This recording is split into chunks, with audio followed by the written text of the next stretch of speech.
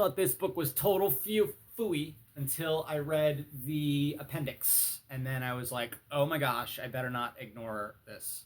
Same as we just said in the last video. This is the appendix from Healing Back Pain, the Mind-Body Connection, John E. Sarno, medical doctor, NYU. Many patients have written to me relating their experiences of tension myoneural syndrome and the results they achieved with my book. I'll let them speak for themselves. Dear Dr. Sarno, this letter is a follow-up to my letter written to you around the beginning of 1987. I am happy to report that my back problem was tension myoneural syndrome, and I have been able to get rid of the pain to a degree of about 95%.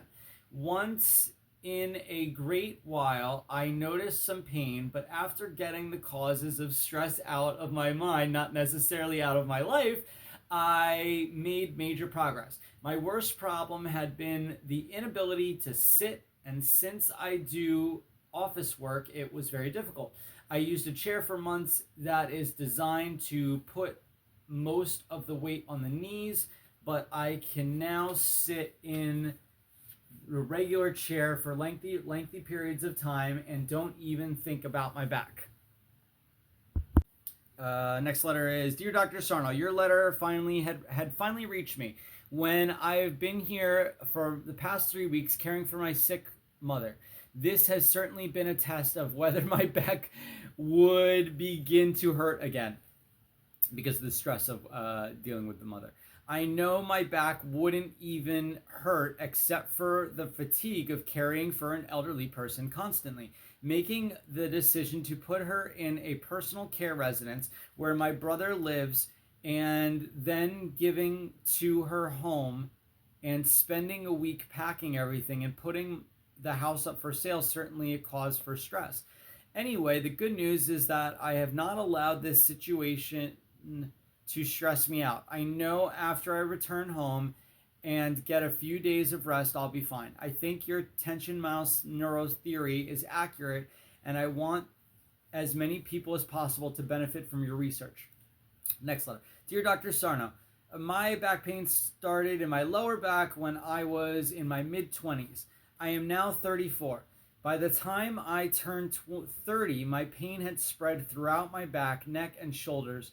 The pain was chronic and often debilitating. After useless sessions with my family practice doctor, then with a neurologist, I turned to chiropractic care on a friend's recommendation. After 2.5 years of adjustments, one to three times a week, my pain was reduced and under control, but not permanently cured. As a naval officer, I have overseas duty or possibly sea duty in the not so distant future. And I knew that my dependence on chiropractic care would have to end if I wanted to continue my naval career. It was in the midst of struggling with this dilemma that my friend of a relative referred me to your work. I realized that your stereotype of tension myoneural syndrome sufferer described me to a T. Moreover, your thorough physiological explanation of tension myoneural syndrome made sense to me as nothing I heard from doctors or read beforehand. What a relief to finally find someone who not only understood what I had been experiencing, but offered hope as well as based on sound medical reasoning and experience. I immediately accepted tension myoneural syndrome as my diagnosis. My acceptance was probably hastened by the knowledge that a veteran Navy back specialist had recently conducted a detailed examination of a complete set of back and x-rays and concluded that I had no spinal misalignment, no abnormal discs, no signs of arthritis. After 2 or more readings of your book, it took me a few readings of your book, about 2 months' time, about same for me, my back and neck pain has essentially disappeared. A couple of weeks later, the pain returned, but I simply refocused my thoughts on the tension myoneural syndrome diagnosis, and the pain disappeared once again after about a week. Since that time, I have experienced a couple of other relapses, but the same type of knowledge therapy quickly diffuses them, and relapses are becoming progressively shorter in duration. I consider my tension myoneural syndrome under control. I know that it will probably never go away completely, but I feel confident that I can control it without depending on a chiropractor or a medical doctor or anyone else. I am enjoying my wife and my small children. Once again, my naval career is back on track. I have great hope for the future. I believe this might be the one that really swayed me. Dear Dr. Sarno, in 1970 I was diagnosed with having a slip disc. I managed pretty well until 1979 when I had another bout. The second doctor I saw I saw four different doctors that year. Two said slip disc, two said not. Told me I had a vertebrae too close together, and this had caused muscular imbalance.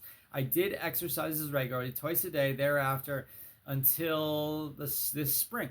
I got me out of bed. I spent a lot of 1979 in bed, but I was never as good.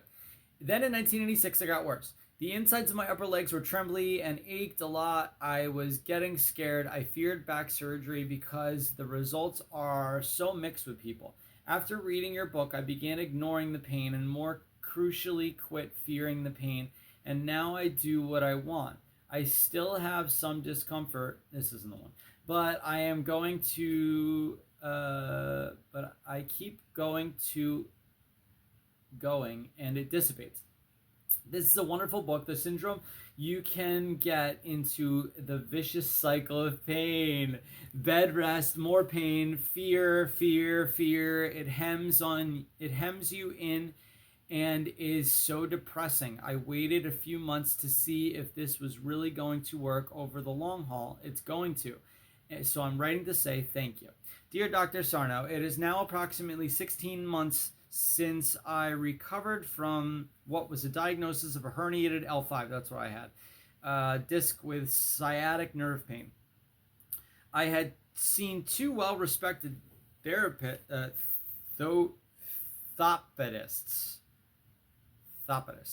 associated with and noted medical school and chiropractor before reading your book, all of whom assured me that my CT scan findings and clinical symptoms made my diagnosis certain.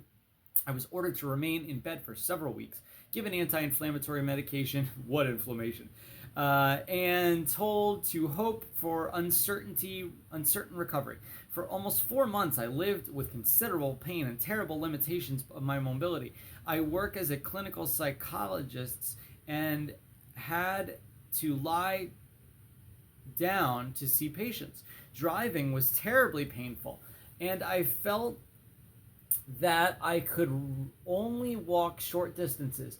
My previously active athletic lifestyle was becoming a memory as my incapacitation dragged on. I worried about reading surgery, the outcome of which was uncertain. Upon initial reading of your book, I was skeptical, though I could not help but become excited.